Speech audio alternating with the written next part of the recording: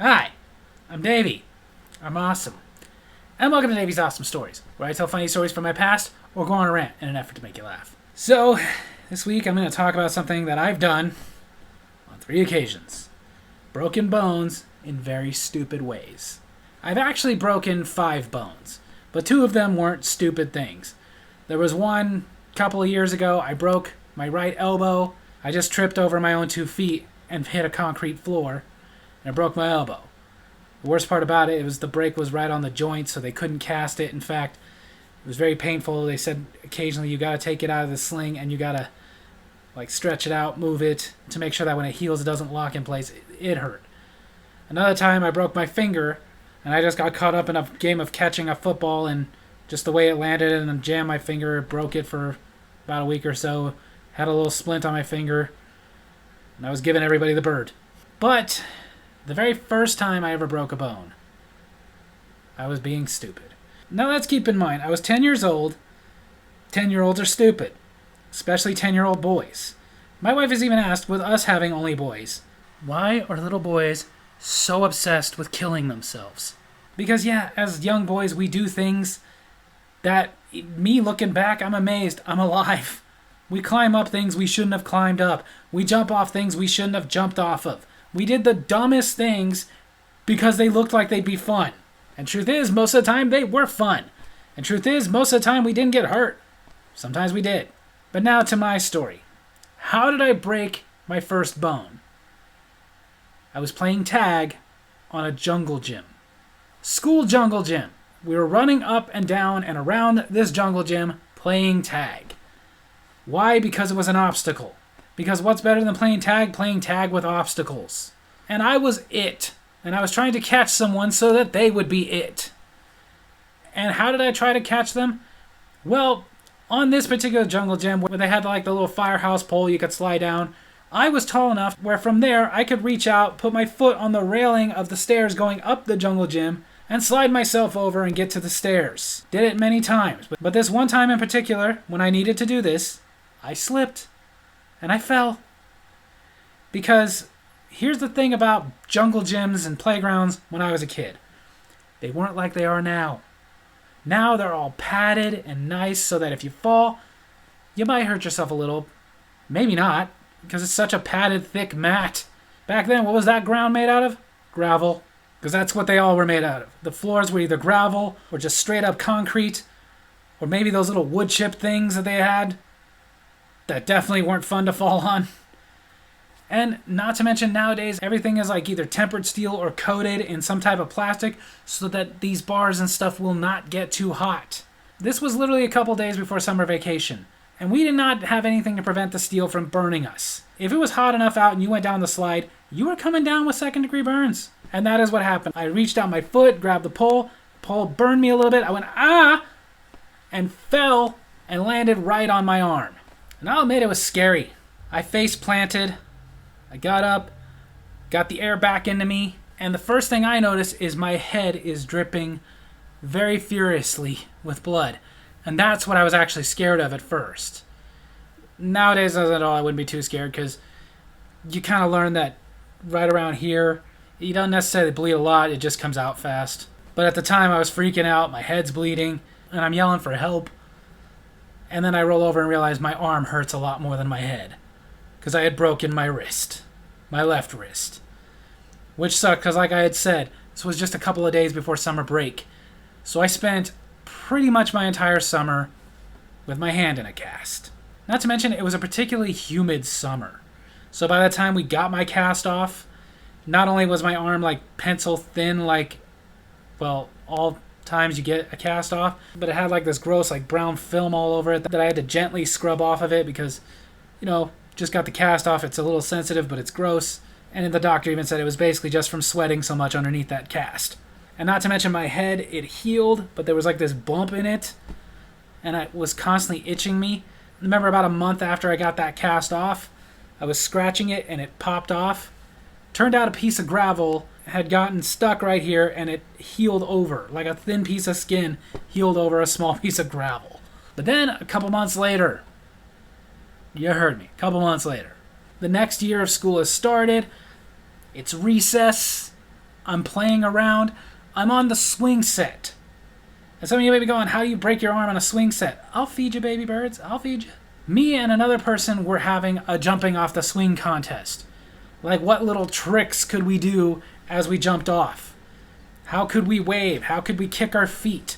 You know, stuff that made us feel like athletes, but reality probably wasn't that difficult. But then I was like, I got it. I'm going to have the winning jump. I'm going to tuck my feet back and grab them and push them out just in time to land. But I didn't. Instead, it happened a lot quicker, and I fell and broke my right elbow. And my mother was pissed. She was like, you just got your cast off 2 months ago. Actually, Mom, it was 3 months. Never mind. Had to put another cast on. Had to heal. But luckily, I went a while without breaking another bone. But then I was 14. And where we were living at the time, we had a backyard. We had a shed. The shed itself was too full for me to ever go inside and do anything. But you know what? It didn't matter.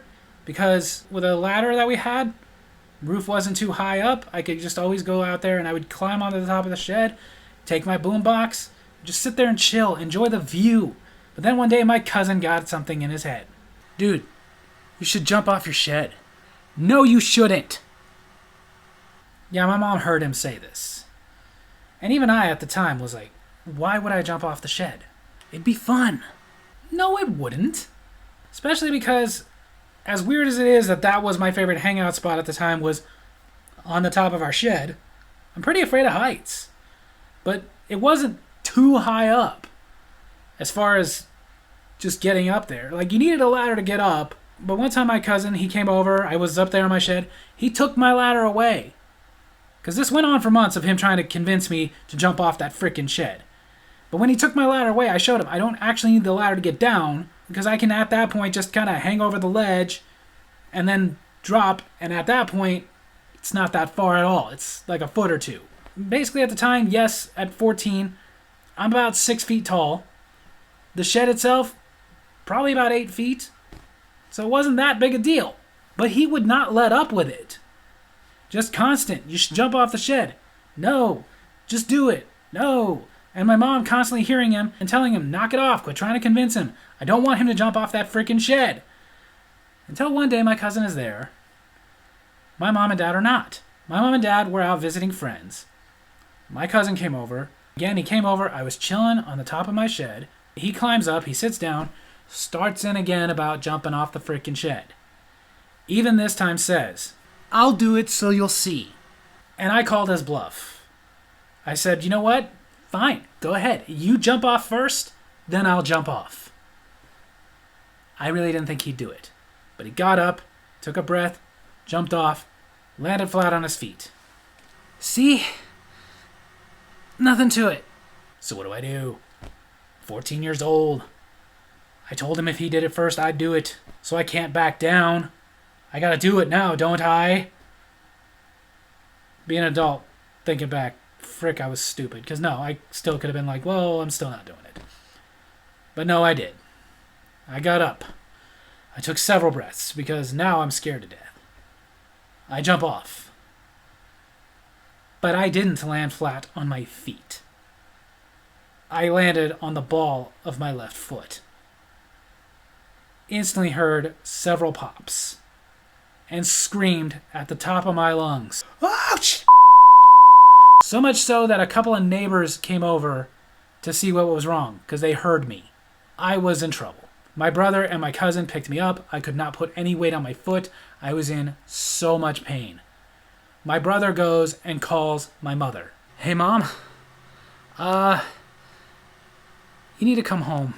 And like mothers just have, my mom had that sixth sense. As soon as my brother told her I was hurt, I could hear her response to him. She wasn't screaming or nothing. We just had one of those kind of phones that you could pretty much hear. I heard her say, "Did he jump off the shed?" My brother, stunned. He didn't want to rat me out because he's 15. He's not a tattletale. But it's like the jig is up. So he's just sitting there. He did, didn't he? Tell me. Yeah, he did. Of course, I'm now angry at him. I'm looking at him like, dude, she already knows. And I hear my mother on the phone say, tell him I'm coming home. And I'm going to take him to the hospital so they can cast his foot and his ass. I wasn't aware they had a butt cast. Now, we went to the hospital, we got checked out, and it turned out I did not break a bone. I broke 4. But of course they cast me up, and I had to spend the next several months in a cast, and it sucked. No, they didn't end up casting my butt as well. But my parents were very angry at me. But what was I supposed to do? I was dared. I think the worst thing, though, was the next day I called my cousin, and he told me, yeah, I should have told you before you jumped, but I actually messed up my ankle pretty bad. He didn't mess it up bad, but he was limping for a few days. But he omitted that because he just wanted me to jump that bad. But still, I didn't want him to feel too bad. I told him, yeah, whatever, don't worry about it though. I don't blame you, it's not your fault. Oh, don't worry, I don't feel guilty at all. I know it's not my fault. Oh yeah, if you haven't picked it up, my cousin is definitely an instigator, and I'm pretty sure also a sociopath. Now, I can guarantee you my brother's going to comment on this video about how funny it is to him now because he picked on me so much after it happened. But you know what? I'm not the only one who broke a bone doing stupid things. About a year or 2 later, he broke his foot getting mad and kicking my car. So there you have it. That's my story video this week. I hope you guys enjoyed it. And if you did, make sure to hit like, hit subscribe, hit the little bell so you get notifications when I post new videos, and leave a comment. If you got some funny stories about broken bones, let me hear them. Love you guys.